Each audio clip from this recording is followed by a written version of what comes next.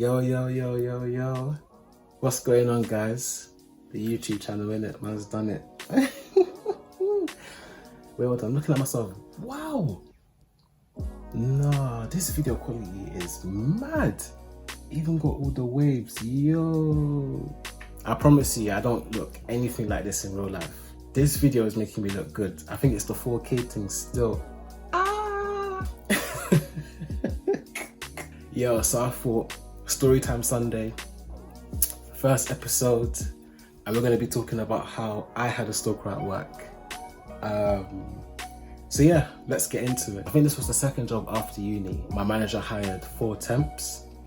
3 of them, very lovely. One of them, unfortunately, is a stalker. So training, I think, 3 of them.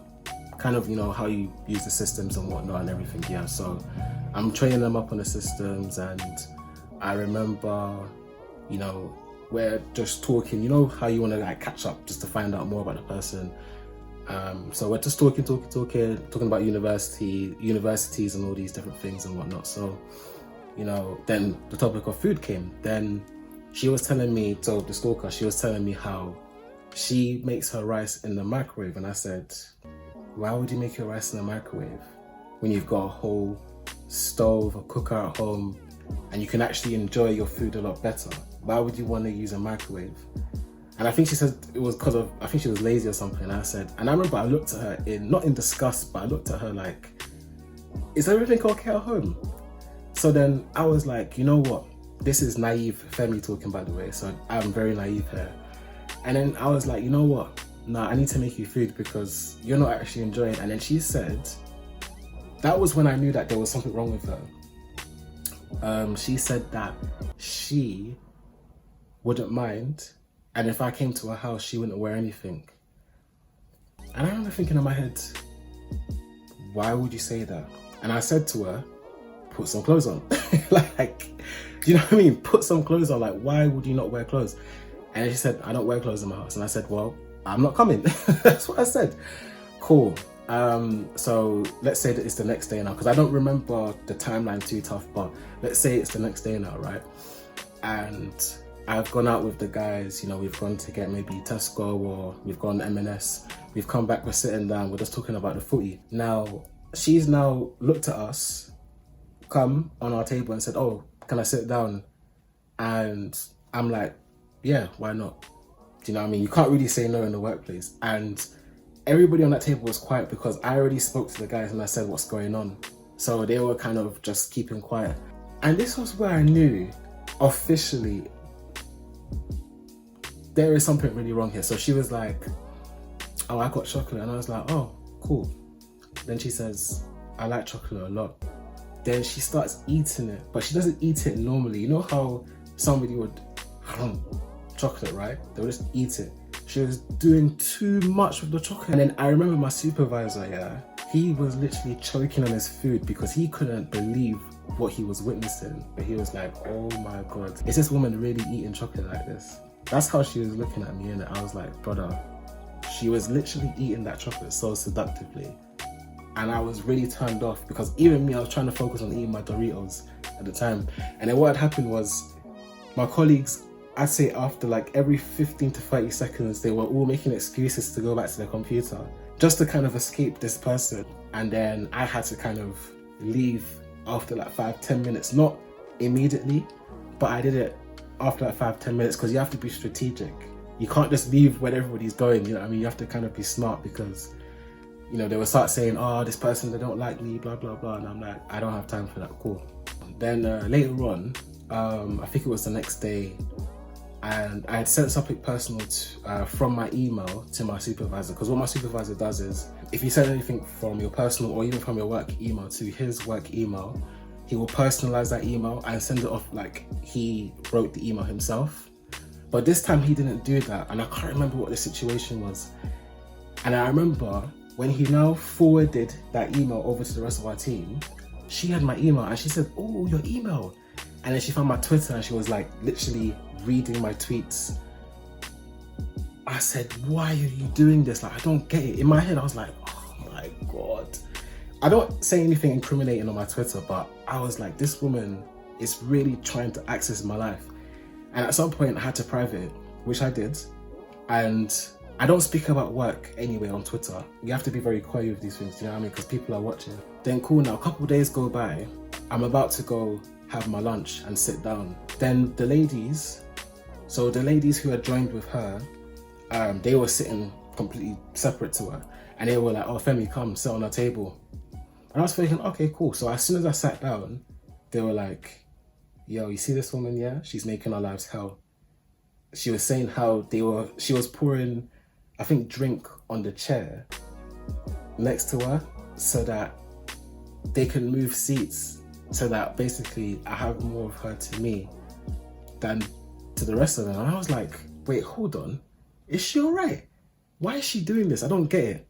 Like, do you know what I mean? I'm like, bro, this woman needs to chill. Cool. Then, this bit I can't even say. I don't know if I should just, nah, you know what? I'm not even gonna say it. Also, she has a history of wanting any guy that she speaks to, like in terms of like sexually, like she just wants them. And because I'm not giving her that energy, she wants me even more. And I'm like, and I said to them, I said, she can try as hard as she wants. She's not gonna get me because I'm not interested.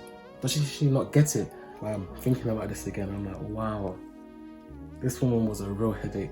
So long story short, at some point she did get fired. I don't recall why she got fired, but my manager isn't actually a nice person. So I know that he would have gaslit her to the point where she would make her leave. So whether she left or whether she got fired, one of the two definitely happened, because I remember my supervisor was taking her stuff away. And when I realized that, and she was walking, I remember she was crying and she was walking off to kind of leave the building, my supervisor came back and said, yeah, she's left.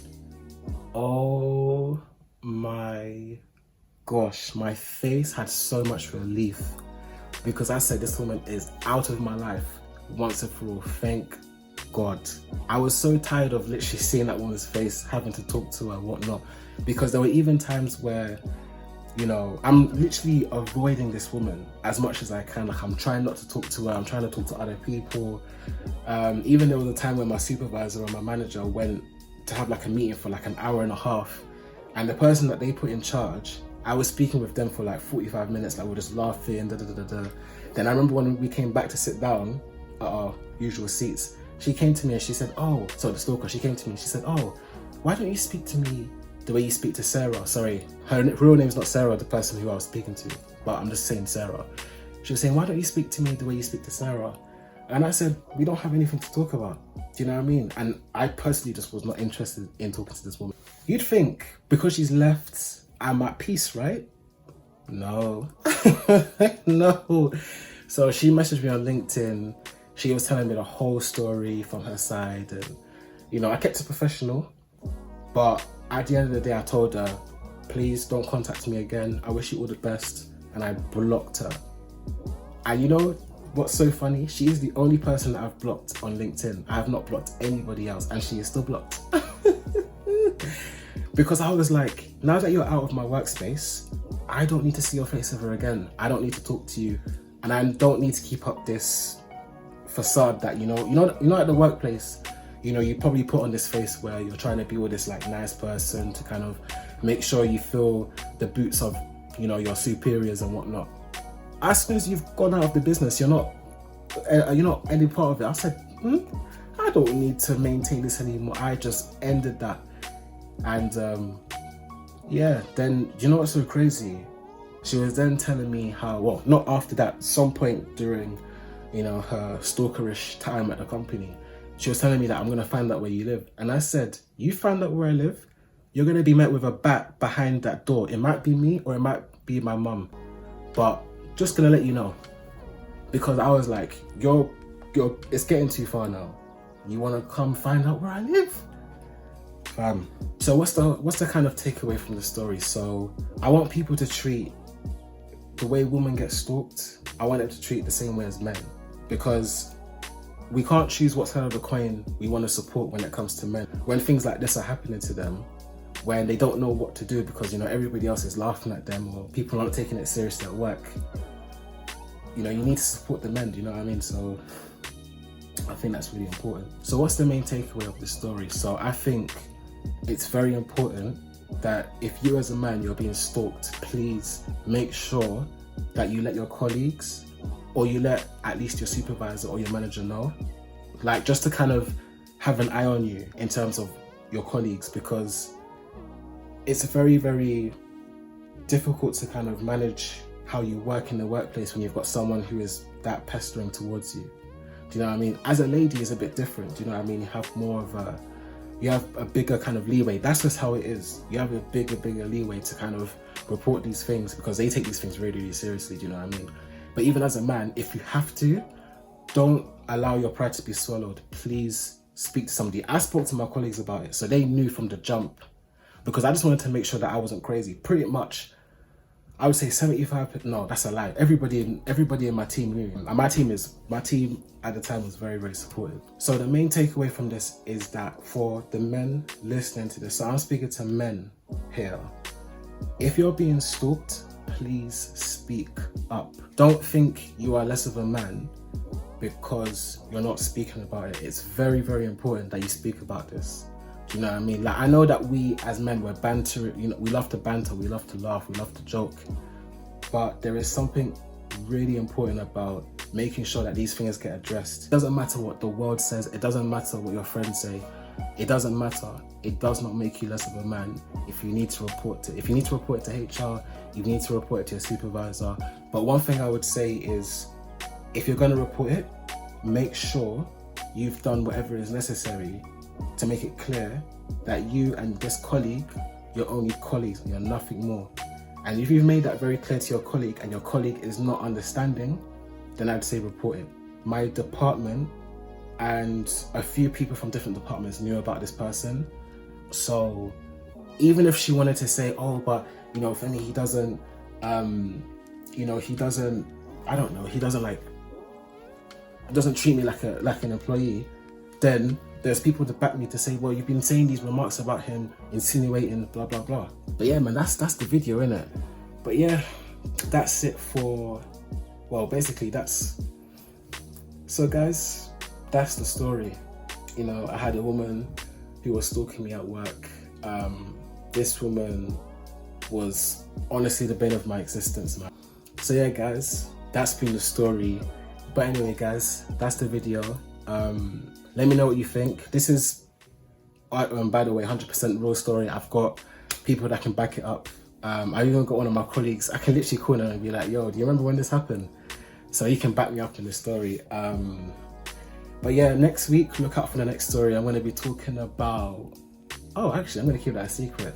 Look out. But don't worry, I'm going to be dropping some videos this week. Stay tuned. Thank you guys so much for watching my first video. I really appreciate the support. Like, everybody who's shared my post, who has retweeted, who's liked it, who's reposted it on Instagram, who have shared it on Tinder? Oh my goodness. TikTok, good lord. Tinder, that place. Wait, that's another story for another day. I might need to talk about that, you know, online dating. Because there are some catfish. Yeah, so yo, stay tuned for the next video, yeah? Peace out. That everything's been, you know, pretty much I've never had to speak to this woman again. I've never had to see her. That's been, no.